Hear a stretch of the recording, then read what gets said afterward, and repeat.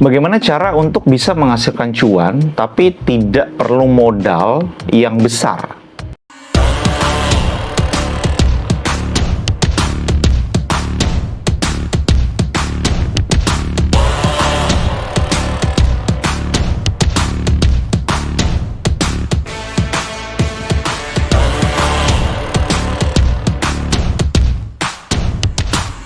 Gue coba ambil gambaran soal yang namanya cuan. Cuan itu kan bisa dihasilkan dari skill apa yang kita miliki.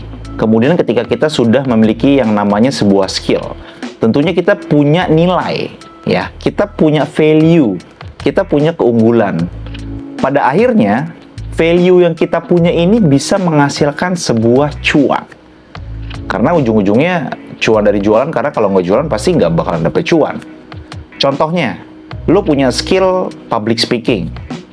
Lo bisa bikin sebuah event, webinar, kemudian lo coba buat landing page-nya.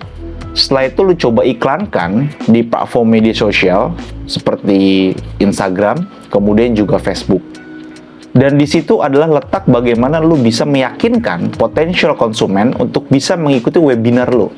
Tapi dengan satu syarat ya, ketika lu memiliki sebuah skill public speaking yang sudah terlegitimasi, ataupun memang lu sudah pernah mengikuti pelatihan sebelumnya. Karena ini menjadi dasar lu ketika lu ingin menyampaikan ataupun share terkait edukasi yang dampaknya itu baik untuk orang banyak. Nah, itu ketika berbicara mengenai skill public speaking. Kemudian yang kedua adalah ketika lu memiliki sebuah skill yang berkaitan erat dengan digital marketing. Simpelnya adalah lu bisa menawarkan sebuah produk ataupun layanan jasa itu melalui media digital, ya.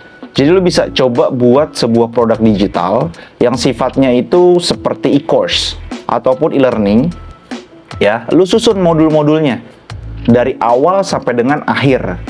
Nah, itu menjadi salah satu poin yang bisa dibeli oleh potensial konsumen dan dikonsumsi karena mereka membutuhkan sebuah edukasi dan mengenal apa sih sebenarnya yang dimaksud dengan digital marketing, kemudian bagaimana sih pengaplikasiannya.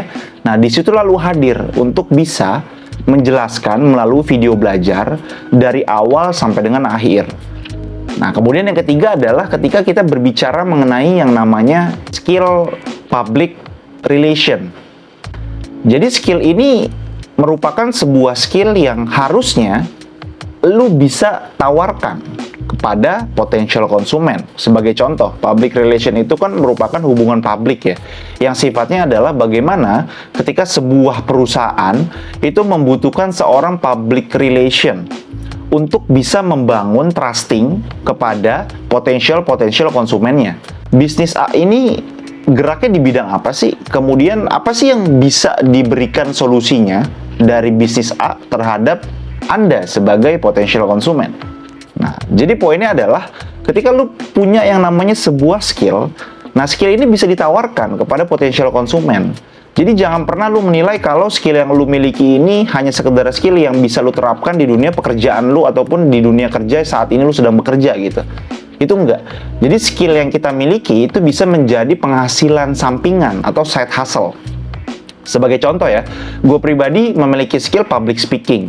Dan beberapa bulan ke belakang, itu gue membuat sebuah event webinar yang berkaitan erat dengan public speaking.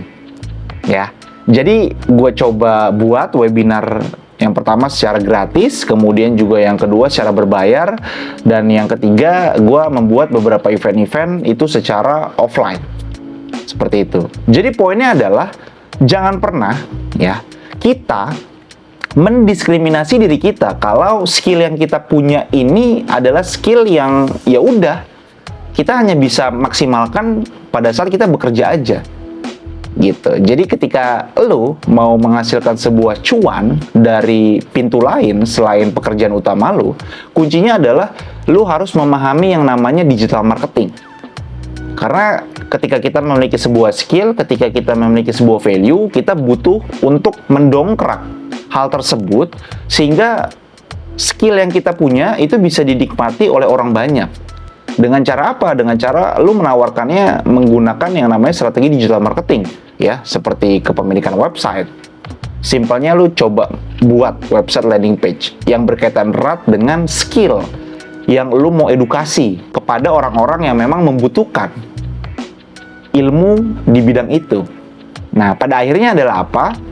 Ketika gue membuat sebuah event secara online, itu gue bisa menghasilkan cuan hingga 2.875.000. Nah, itu hanya dalam waktu 2 jam. 2 jam lebih lah itu gue mengisi. Ya, di awal-awal memang tidak terlalu banyak gitu ya untuk yang ikut event webinar gue jago ngomong ini secara online. Tapi lama-lama trafficnya cukup tinggi, kemudian pada akhirnya gue berpikir, oh iya, kenapa event gue ini rekamannya nggak gue jual aja gitu. Dan ini kan bisa menghasilkan cuan. Nah, pada akhirnya gue berpikir, oh ya udah, event yang udah gue buat ini, rekamannya gue coba jual melalui landing page yang udah gue buat, gue create, kemudian gue iklankan di salah satu platform media sosial, yaitu lewat Instagram dan juga Facebook. Nah, hasilnya alhamdulillah 5 hari gue coba iklanin, itu mendapatkan profit ya. Profit bersih sekitar Rp375.000 lah. Karena kalau omsetnya itu sekitar Rp575.000 sekian, seperti itu.